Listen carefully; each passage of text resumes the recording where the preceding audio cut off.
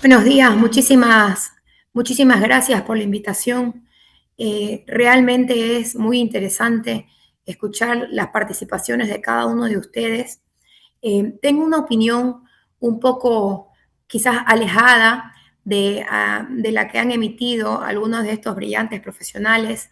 Debo comenzar diciendo que evidentemente hay un legado político y una estructura que el presidente Rodrigo Paz ha heredado que a mi parecer, incluso desde antes que el presidente Rodrigo ejerza la presidencia, desde noviembre, ya lo creían, ¿no? Hay un aparato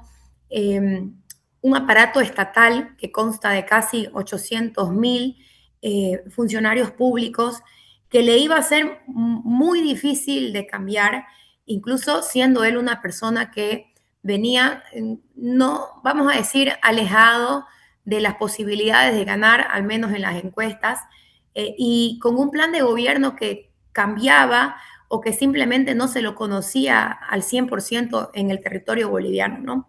Hablábamos mucho de otros tres candidatos, pero el nombre de Rodrigo Paz y de Edman Lara estaba muy alejado de lo que se creía, al menos en los medios de comunicación, que iba a poder ganar. Entonces gana con un primer error el presidente Rodrigo Paz, que es el quiebre de su vicepresidente, el señor Edman Lara, ¿no? Entonces tenemos una parte importante de la crisis boliviana que es la herencia, una herencia que realmente no se ha luchado contra ella, pero luego vemos los errores de algo que una persona a quien admiro mucho, Juan Pablo Chamón, dijo: hay una diferencia sustancial entre un mal gobierno y un gobierno del mal.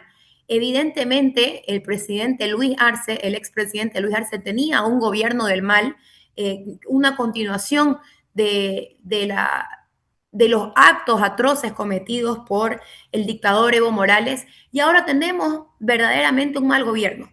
Primero, por no haber luchado contra la herencia estructural del MAS, por un lado, y por otro, los errores que se han venido cometiendo desde el primer día. El quiebre con el vicepresidente Edman Lara, que es el presidente nato de la Asamblea Legislativa Plurinacional, ya nos da a entender qué era lo que se venía como gobierno.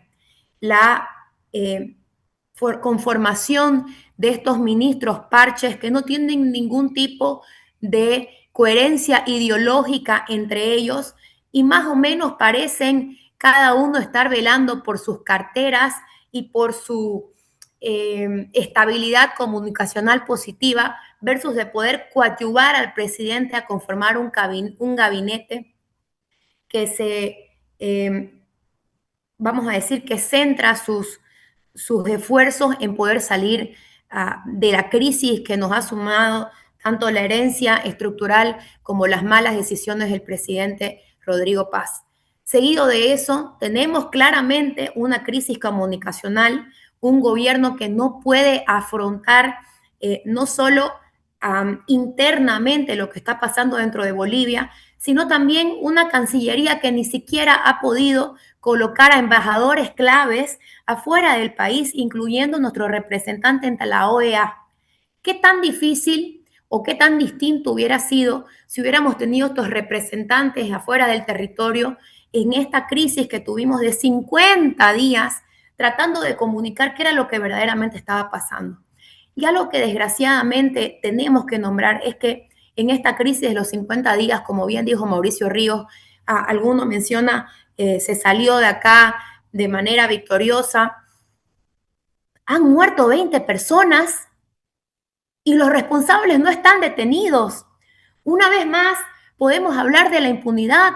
En el gobierno de Luis Arce hablábamos de la impunidad que gozaba Evo Morales. Le queda un minuto, por favor. Ahora podemos hablar de la impunidad de la que gozan Mario Argollo y sus diferentes cómplices, ¿no? Yo quiero que le vaya bien al presidente Rodrigo Paz. De hecho, es una persona que tengo en buena estima, ¿no? Pero el tema comunicacional, la falta de energía para destruir la herencia, la falta de compromiso que hay para contra ciertos sectores, de poder alejarlos de los sectores que verdaderamente delinquieron, deja mucho que desear. Y por no decir algo mucho más el tema de la gasolina, cuando no se asumen responsables, no se piden disculpas, no se tienen respuestas claras al respecto qué pasó con los más de 40.000 vehículos que están fregados alrededor del país, ¿no?